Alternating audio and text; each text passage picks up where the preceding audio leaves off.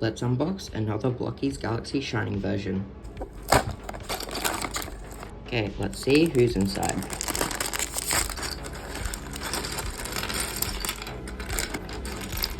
I think it's Megatron.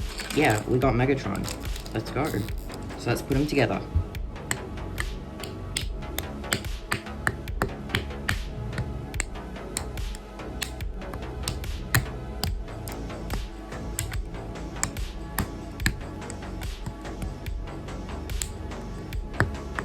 There we have Megatron. He does come with an energon cube and a bunch of other hands and a pointy hand.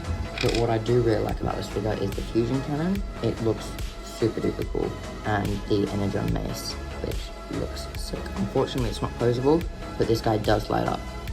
And yeah, he's probably my favorite Blokees I've ever got. He looks that good. Don't forget to subscribe and check out my other stuff.